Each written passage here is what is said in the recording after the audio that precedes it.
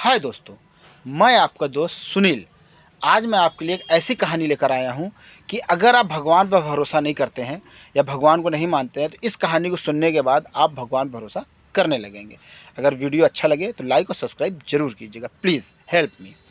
हाँ दोस्तों, तो ये कहानी जो है एक लड़के की है जो अभी अभी इंटर पास हुआ और उसने कहते हैं काम की तलाश में शहर निकल पड़ा। तो शहर में उसको एक जॉब मिल गई। तो उसने कुछ समय तक जॉब किया, फिर उसे लगा कि खुद का काम करूं तो ज़्यादा अच्छा होगा। तो उसने जॉब करके कुछ पैसे इकट्ठा किए और गांव वापस आ गया और उसने अपनी खुद की घड़ियों की दुकान डाली। वो घड़ी में उसको बहुत इंटरेस्ट था, तो उसने घड़ियों की दुकान डाली और घड़ी बेचना उसने स्टार्ट कर दिया। मगर वो कुछ भी करता था तो भगवान को बहुत धन्यवाद करता था। सुबह उठता था तो भगवान को धन्यवाद करता था। कोई भी काम करता था, अगर उसके साथ कुछ बुरा भी होता था तो उसको लगता था कि भगवान ऐसा मेरे साथ क्यों हुआ, तो वो सोचता रहता था। तो उसकी घड़ी की दुकान चल पड़ी। तो वो जहाँ से सामान खरीद के अपने ले आता था, बेचता था, उसको लगता था कि वो सामान घड़ियाँ मुझे महंगी देता है। उसने सोचा काश अगर मुझे घड़ियों की फैक्ट्री से माल मिलने लगे तो मुझे प्रॉफिट ज़्यादा होगा। तो उसने नेट पे घड़ियों की फैक्ट्री कहाँ है इंक्वायरी करने लगा। तो एक दिन उसके पास एक कॉल आई कि सर आप घड़ियाँ बेचते हो? उन्होंने बोला जी मैं घड़ियाँ बेचता हूँ। आप कौन? तो बोला सर मैं गुजरात से बोल रहा हूँ, मेरे पास घड़ी की फैक्ट्री है और आप अगर घड़ियाँ बेचते हैं तो मैं आपको फैक्ट्री रेट पे घड़ियाँ दे सकता हूँ। तो उसने बोला इसके लिए मुझे करना क्या होगा? बोले कुछ करना नहीं होगा, आज तो शनिवार ऑफिस बंद होने वाला है, सोमवार को मैं आपको फ़ोन करता हूँ, सोमवार को मैं आपको सारी चीज़ें बताऊँगा। आपको करना कुछ नहीं, आप मेरे को पहले पेमेंट करिएगा, फिर मैं आपको माल भेज दूँगा। तो उसने बोला ठीक है। उसको बहुत खुश हुआ, उसने भगवान को बहुत धन्यवाद दिए कि भगवान बहुत अच्छा, कम से कम मुझे जो मैं सोच रहा था वो मेरे साथ हो रहा है। उसने भगवान की पूजा अर्चना की, बहुत थैंक यू बोला और सोमवार का इंतज़ार करने लगा। शनिवार बीता, रविवार बीता, सोमवार को उसने सुबह जो है 7 बजे का अलार्म लगाया कि सुबह अलार्म जल्दी उठूँगा, जल्दी दुकान जाऊँगा, उसकी कॉल कभी भी आ सकती है। उसने समय नहीं बताया था। तो वो अलार्म 7 बजे का लगाया, सो गया। सुबह जो है अलार्म नहीं बजा, वो उठा 10 बजे। उसको बड़ी गुस्सा आई कि यार आज ही अलार्म नहीं बजना था। फिलहाल कोई बात नहीं, उसने भगवान को धन्यवाद किया और उसके बाद उठा और नहाया धोया और दुकान जाने के लिए रेडी हो गया। जब वो दुकान के लिए अपनी बाइक निकाला, देखा उसकी बाइक पंचर। तो उसने कहा अरे भगवान क्या बात है, आज का दिन तो मुझे बड़ा ही ख़राब जा रहा है, जबकि आज तो मेरा बहुत ही अच्छा दिन था, आज मेरी अच्छी डील होने वाली थी। फिलहाल उसने बाइक को वहीं पे गुस्से में छोड़ा और निकल पड़ा दुकान जाने के लिए। तो दुकान जब जाने के लिए निकला तो उसको कोई ऑटो नहीं मिल रही थी। तो उसके पड़ोसी मिले, बोले लिफ्ट ले लीजिए। बोले आइए हम दुकान तरफ जा रहे हैं, आपको दुकान तरफ छोड़ देते हैं। बोला ठीक है। वो दुकान पहुंचा, किसी तरीके से उसने अपनी दुकान खोली। उस दिन उसने गुस्से में पूजा पाठ भी नहीं की, वरना दुकान पे जाता था पूजा वगैरह करता था। फिर धीरे धीरे वो फ़ोन का इंतज़ार करने लगा। 2 बज गए, फ़ोन आया ही नहीं उसका। वो बड़ा मतलब उसको लग रहा था क्या हो गया, फ़ोन भी नहीं आया। भूख लगने लगी उसको। तो वो सुबह देर से उठा था, इसलिए जल्दबाजी वो टिफ़िन भी भूल गया। टिफ़िन भूल गया तो उसके दुकान के ठीक बगल रेस्टोरेंट था। वो वहाँ गया खाना खाने, देखा रेस्टोरेंट बंद। तो बोला अरे बाप रे बाप, अब क्या करें? अच्छा, और जो खाने पीने की चीज़ें मिलती थी उसके दुकान से थोड़ी दूर थी और उसके पास बाइक भी नहीं थी। अब वो दुकान छोड़ के जाए तो कैसे जाए, खाए तो क्या खाए? बड़ी गुस्सा लगती है उसको। तो उसने क्या किया, ऑनलाइन ऑर्डर किया और कुछ खाना उसने मंगाया। खाना मंगाया, खाना बहुत ही ख़राब क्वालिटी का आया। उसने थोड़ा बहुत कैसे तैसे खाया, उसके बाद उसने फेंक दिया।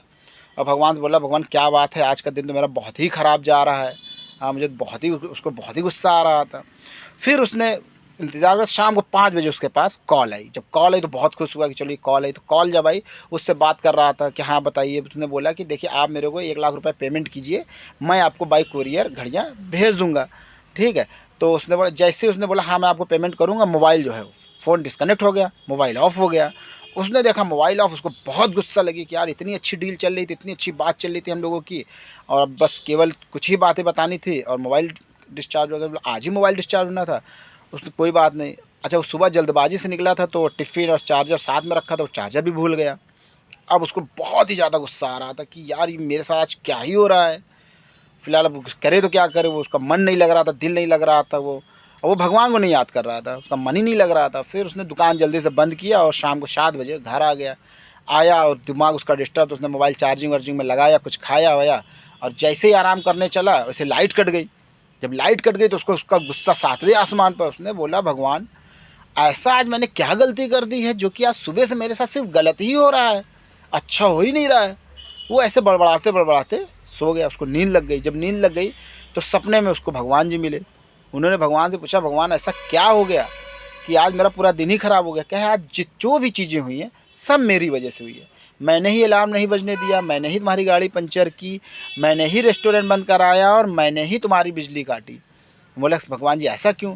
कहे देखो आज तुम्हारा एक्सीडेंट होने वाला था, इसलिए मैंने अलार्म नहीं बजने दिया कि तुम देर से उठोगे तो देर से दुकान जाओगे। उसके बाद गाड़ी मैंने पंचर कर दी क्योंकि तुम बाइक से जाते हो, तुम्हारा एक्सीडेंट होता और तुम मर जाते, तो वो मैं चाहता नहीं था ऐसा तुम्हारे साथ हो क्योंकि तुम मेरे भक्त हो।